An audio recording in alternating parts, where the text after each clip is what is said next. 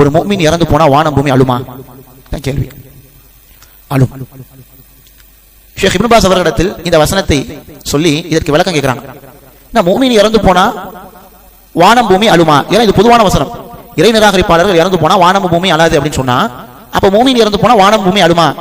இப்னு pass ரஹிமஹுல்லாஹ் சொன்னாங்க அழும் என்று சொன்னாங்க. எந்த அடிப்படையில் சொன்னார்கள்? சஹாபாக்களை தொட்டு சில செய்திகள் உண்டு. என்னன்னு சொன்னா, ஒரு முஃமினுக்கும் வானத்துக்கும் மத்தியில் என்ன தொடர்பு இருக்கு? நமக்கு மத்தியில் என்ன தொடர்பு இருக்கு? வானத்தை பார்க்கிறோம், அது மட்டுமா?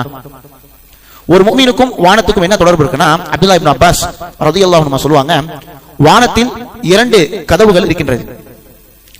அதில் ஒரு முஃமினை நோக்கி ஒரு கதவு திறக்கப்பட்டிருக்கிறது, இன்னொரு கதவு திறக்கப்பட்டிருக்கிறது.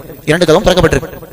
ஒன்று வானத்திலிருந்து இறங்கக்கூடிய ரிஸ்க், இன்னொன்னு பூமியில் நாம் செய்யக்கூடிய அமல்கள் செல்வதற்கான வாசல். இந்த 2 வாசல்ல நமக்கு நம்ம வருமானம் வருது, சாப்பிடுறோம், அனுபவிக்கிறோம். இந்த ரிஸ்க் இறங்குவதற்கு வானத்தில் ஒரு கதவு உண்டு.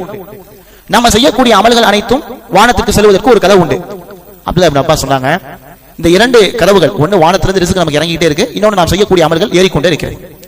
மலக்குல் மௌத் எப்பொழுது நம்முடைய உயிரை கைப்பற்ற இறங்குகின்றாரோ, வானத்திலிருந்து இறங்கக்கூடிய ரிஸ்க் என்ன செஞ்சிடும்? ஃபர்ஸ்ட் மூடிடும். அவர் உயிரை கைப்பற்றியவுடன் இங்கிருந்து போகக்கூடிய ரிஸ்க், இங்கிருந்து போகக்கூடிய அமல்கள், வணக்கங்கள், அது என்ன செஞ்சிடும்? மூடப்படும்.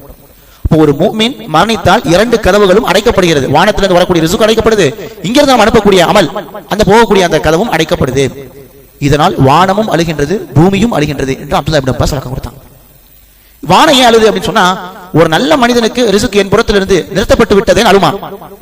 பூமி ஏன் அழுன்னு சொன்னா, இங்கிருந்து எந்த அமலுமே போலையே அப்படின்னு அழும். அலி ரலியல்லாஹு அன்ஹு சொல்லுவாங்க, நீங்கள் தொழக்கூடிய இடம் அழும். சஹாபாக்களுடைய வார்த்தை பாருங்க, தொழக்கூடிய இடம் அழும். நீங்க எங்க உட்கார்ந்து சுப்ஹானல்லாஹ் சொன்னீங்க, எங்க உட்கார்ந்து அல்லாஹ் அக்பர் சொன்னீங்க, எங்க உட்கார்ந்து அஸ்தக்ஃபிருல்லாஹ் சொன்னீங்க, எங்க உட்கார்ந்து என்னென்ன திக்ர் செஞ்சீங்களோ அந்த இடங்கள் அழும். நீங்கள் தொழக்கூடிய இடங்கள் அழும். நீங்கள் வணக்கம் செய்த அந்த இடங்கள் எல்லாம் அழும். குர்ஆன் ஓதிய இடம் அழும். அப்போ இந்த வசனம் எதை உணர்த்துதுன்னு சொன்னா, ஃபமா பக்கத் அலைஹிமுஸ் ஸமாஉ வல் அர்து வமா கானு முந்தரின்.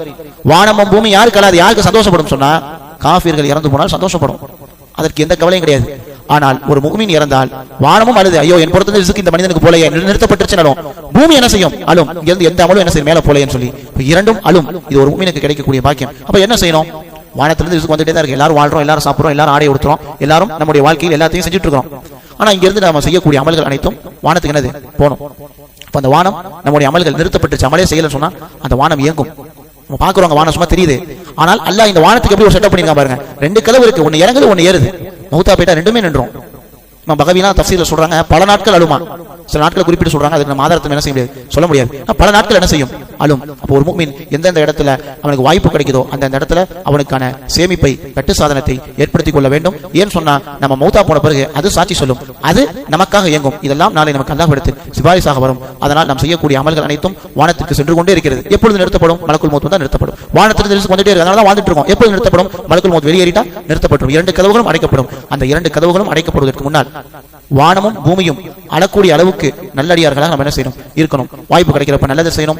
எதுவுமே இல்லையா, ஆக குறைந்தது அல்லாஹ்வை நினைவு கூர்ந்து கொண்டே இருக்க வேண்டும். நீங்கள் எவ்வளவு பெரிய வியாபாரியாக இருந்தாலும் சரி, அப்துல் ரஹ்மான் பின் அவுஃப், உஸ்மான் இப்னு அஃபான் போன்றவர்களை விட நம்ம பெரிய வியாபாரி யாரும் கிடையாது. எந்தெந்த இடத்துல வாய்ப்பு கிடைக்குதோ சுப்ஹானல்லாஹ் சொல்லுங்க, அஸ்தக்ஃபிருல்லாஹ், சுப்ஹானல்லாஹ் வபிஹம்தி, சுப்ஹானல்லாஹ் அலீம் சொல்லுங்க. நீங்க மௌத்தா போன பிறகு உங்க கடை, உங்களுடைய கம்பெனி என்ன செய்யும்? சாட்சி சொல்லும். உங்களுடைய கம்பெனி என்ன செய்யும்? அழும். வெறும் தொழுகைக்கான இடத்தை மட்டும் அழுது சொல்லல, எந்தெந்த இடத்துலலாம் நீங்க நினைவு கூர்ந்தீங்களோ அந்த இடம்லாம் அழும் அப்படின்னு சொன்னா, இது எவ்வளவு பெரிய பாக்கியம். அல்லாஹ் ரப்பல் ஆலமீன் அப்பேற்பட்ட ஒரு நல்லடியார்களாக நம்மை வாழ செய்வானாக. நாம் மரணித்ததற்கு பிறகு நமக்காக வானமும் பூமியும் அழக்கூடிய அளவுக்கு நல்லடியார்களாக நம்மை ஆக்குவானாக. வாஹிர் தவானா.